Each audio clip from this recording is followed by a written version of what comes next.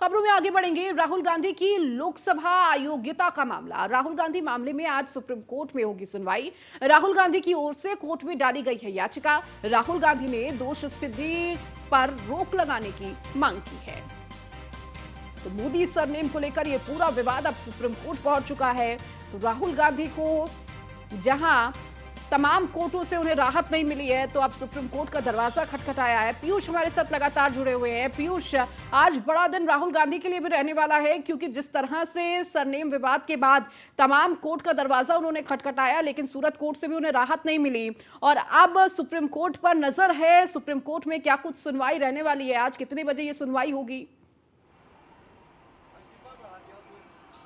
देखिए, अगर हम बात करें तो लगातार तमाम सुनवाई के लिए तमाम जो केसेस है उसकी मेंशनिंग हुई है। और सबसे बड़ी बात है कि राहुल गांधी को लेकर आज महत्वपूर्ण सुनवाई सुप्रीम कोर्ट में होगी, क्योंकि राहुल गांधी को अयोग्य करार दिया गया था। खासतौर पे आपने देखा कि साल 2019 में कर्नाटक के कोल्लार में राहुल गांधी ने मोदी सरनेम को लेकर एक आपत्तिजनक टिप्पणी की थी। उसके बाद गुजरात बीजेपी के एक नेता है पुर्णेश मोदी, उन्होंने राहुल गांधी के खिलाफ मानहानि का केस दर्ज कराया और सीधे तौर पर राहुल गांधी को भी गुजरात के तमाम कोर्ट, चाहे गुजरात सेशन कोर्ट की बात करें या गुजरात हाई कोर्ट की बात करें, दोनों ही जगहों पर राहुल गांधी को पेश होना पड़ा और कहीं ना कहीं दोनों ही जगहों से राहुल गांधी को राहत नहीं मिली। और कहीं ना कहीं 2 साल की जब अगर हम बात करें राहुल गांधी को जब सजा हुई, उसके बाद उनकी जो लोकसभा सदस्यता है वो चली गई, क्योंकि यूनियन ऑफ इंडिया और लिली थॉमस बनाम जो केस चल रहा था सुप्रीम कोर्ट में, उस समय भी कहा गया था कि अगर किसी भी प्रतिनिधि को, चाहे वो विधायक हो या सांसद हो, 2 साल से अधिक की सजा होती है तो उसकी सदस्यता चली जाती है या वो अयोग्य हो जाता है लोकसभा के लिए। ऐसे में राहुल गांधी की सदस्यता चली गई और राहुल गांधी की ओर से तमाम कवायद की जा रही है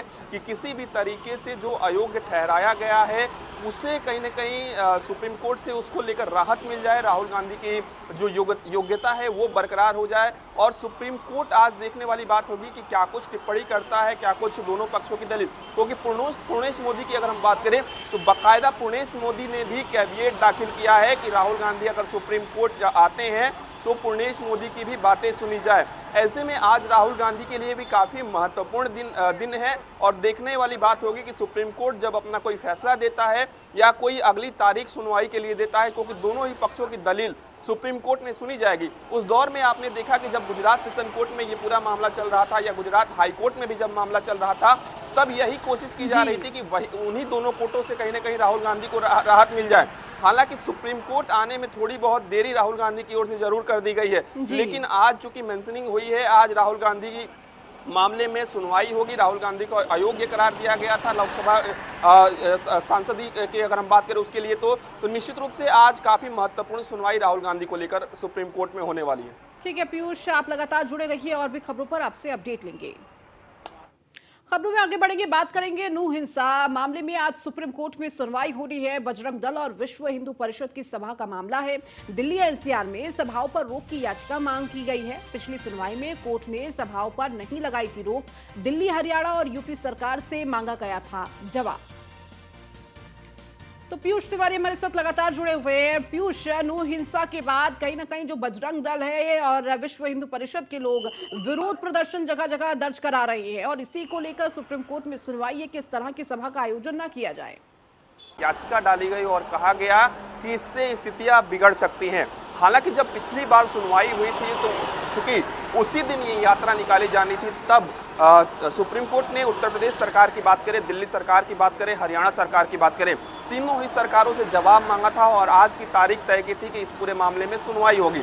हालांकि जो प्रदर्शन होने थे वो ज्यादातर प्रदर्शन हो चुके हैं। ऐसे में अभी आज इस बात को लेकर सुनवाई होगी कि अगर विश्व हिंदू परिषद या बजरंग दल आगे इस तरीके के प्रदर्शन करता है तो सुप्रीम कोर्ट क्या कुछ दिशा निर्देश दे सकता है, क्या कुछ आदेश अपना दे सकता है। क्योंकि पिछली बार सुप्रीम कोर्ट ने सुनवाई की थी तो निश्चित रूप से इस पूरे प्रदर्शन की बात करें या यात्रा की बात करें, किसी भी तरीके से सुप्रीम कोर्ट ने रोक नहीं लगाया था।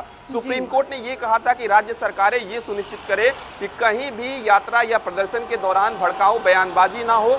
किसी भी तरीके से अगर संवेदनशील इलाके में ये प्रदर्शन हो रहे हैं तो वहां पे बाकायदा वीडियोग्राफी कराई जाए। तमाम जो पुलिस बल के वरिष्ठ अधिकारी हैं उनकी मौजूदगी वहां पे हो और किसी भी तरीके से अगर कहीं भी लगता है प्रशासन को या जिला प्रशासन को तो वहां पे यात्रा ना निकलने दिया जाए। तो जी। निश्चित रूप से सुप्रीम कोर्ट में आज भी महत्वपूर्ण सुनवाई होने वाली है, खासतौर पे नूही हिंसा मामले बजरंग दल और जो वीएचपी है, विश्व हिंदू परिषद है, वो लगातार कई ठीक है। कार्यक्रम आगे भी ठीक कर है, सकता है, पीयूष, ऐसी बहुत आशंका जो शुक्रिया है इन वो। तमाम जानकारियों को देने के लिए।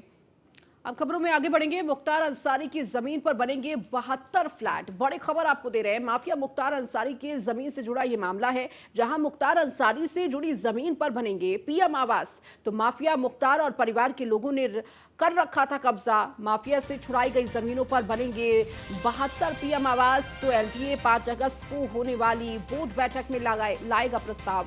तो एलडीए ने 4 मंजिला पीएम आवास का डीपीआर ड्राफ्ट तैयार किया है। तो मुख्तार अंसार की जमीन पर बनेंगे 72 फ्लैट। जो कब्जे की गई हुई जमीन थी उससे छुड़ाया गया और उसके बाद पीएम आवास के तहत लोगों को आवास बांटा जाएगा। तो फ्लैटों का निर्माण होगा इन जमीनों पर। तो एक बड़ी पहल लगातार उत्तर प्रदेश सरकार कर रही है। एसके वाजपेयी हमारे संवाददाता हमारे साथ जुड़ चुके हैं। एसके, लगातार जो माफियाओं पर शिकंजा कसने का काम उत्तर प्रदेश सरकार कर रही है और इसके साथ ही साथ ये एक महत्वपूर्ण तस्वीर भी सामने आ रही है, जहां ये कोशिश की जा रही है कि जो कब्जा की गई इन बदमाशों के द्वारा जमीन थी उस पर किस तरह से पीएम आवास के तहत फ्लैट बनाए जाएं और लोगों को इसका फायदा मिले। बिल्कुल निश्चित तौर पर, क्योंकि अगर हम देखें जिस तरीके से उत्तर प्रदेश सरकार लगातार भू माफियाओं पर कार्रवाई कर रही है, खास तौर पर जो उत्तर प्रदेश में सरकारी जमीनों पर कब्जा करके बैठे थे, लगातार ऐसी निष्क्रांत जमीनें हैं या जो शत्रु संपत्तियां हैं जिन पर भू माफियाओं के कब्जे थे, उनको लगातार खाली कराया जा रहा है। अगर हम लखनऊ की बात करें तो डालीबाग इलाका है जहां पर मुख्तार अंसारी के बेटे और उसकी पत्नी की तरफ से बड़े पैमाने पर करीब 1000 वर्ग मीटर से ज्यादा जो जमीन थी, जो कि निष्क्रांत संपत्ति थी, उस पर कब्जा करके मकान बना लिया गया था।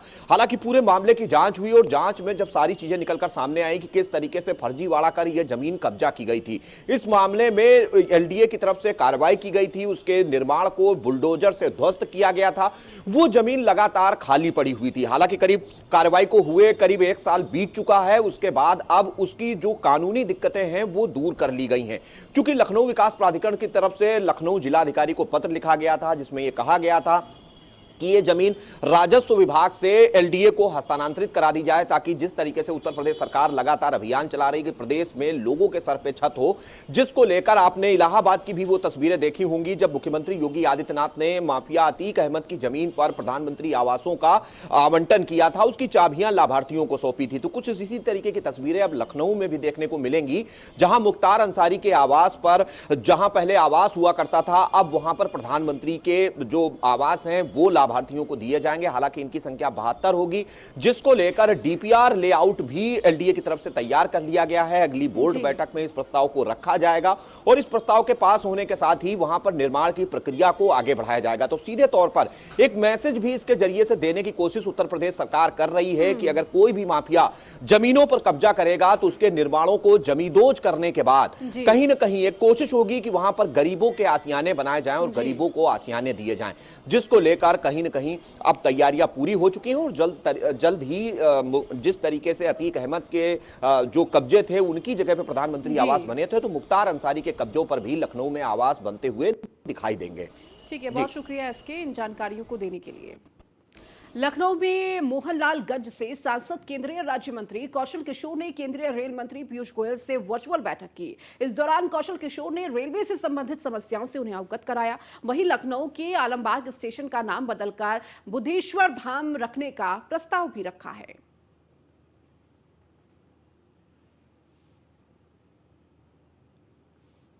69,000 सहायक शिक्षा भर्ती मामला, जहां 69,000 सहायक शिक्षा भर्ती मामले में 19,000 सीटों पर आरक्षण के मुद्दे पर अपील है। आरक्षण के मुद्दे पर 22 अगस्त को होगी सुनवाई। हाईकोर्ट की लखनऊ पीठ करेगी इस पूरे मामले पर सुनवाई।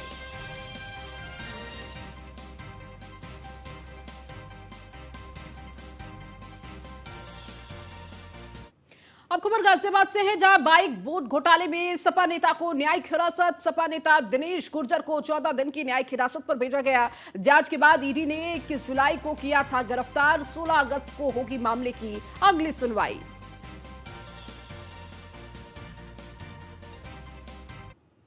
सैया पुलिस की टीम को एसओजी पुलिस ने की संयुक्त टीम के द्वारा चेकिंग की जा रही थी। इस क्रम में मुखबिर द्वारा सूचना प्राप्त हुई कि सैया खेरा रोड पर कुछ दिन पहले लूट की जो घटना कारित हुई थी, उसके अभियुक्तगण मोटरसाइकिल से आ रहे हैं। कटी पुल के पास चेकिंग के क्रम में अभियुक्तगणों द्वारा पुलिस पर जान लेने की नीयत से फायर किया गया, जिसकी जवाबी कार्रवाई में पुलिस ने भी आत्मरक्षार्थ फायर किया, जो एक अभियुक्त के बाएं पैर में लगी है। घायल अभियुक्त की पहचान रविपुत्र राजेंद्र के रूप में हुई है और उसे तत्काल इलाज के लिए अस्पताल ले जाया गया है। दूसरे अभियुक्त की पहचान धर्मेंद्र उर्फ पुत्र भगवान सिंह के रूप में हुई है, जिससे पूछताछ के क्रम में थाना हाजा पे पंजीकृत लूट के 2 मुकदमों का खुलासा हो रहा है, 152/23 और 162/23।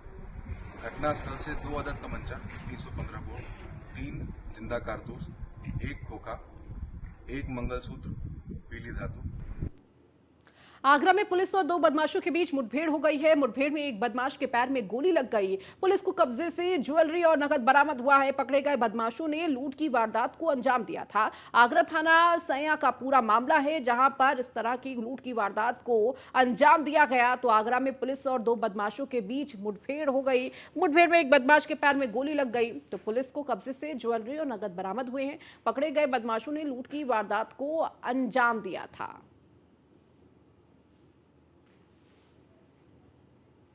एटा में पुलिस को बड़ी सफलता हाथ लगी है। पुलिस ने अंतर जनपदीय लूट गैंग का पर्दाफाश किया है। मुठभेड़ में 25,000 का इनामी बदमाश को गिरफ्तार किया गया है। पुलिस को कब्जे से 315 बोर तमंचा, 7 कारतूस, चोरी की गाड़ी बरामद हुई है। वहीं दूसरा साथी मौके से फरार हो गया। थाना कोतवाली नगर क्षेत्र का यह पूरा मामला है। आज ग्रांड चेकिंग चल रही थी, जिसके दौरान कोतवाली पुलिस की बदमाशों से मुठभेड़ हुई है। उसमें एक बदमाश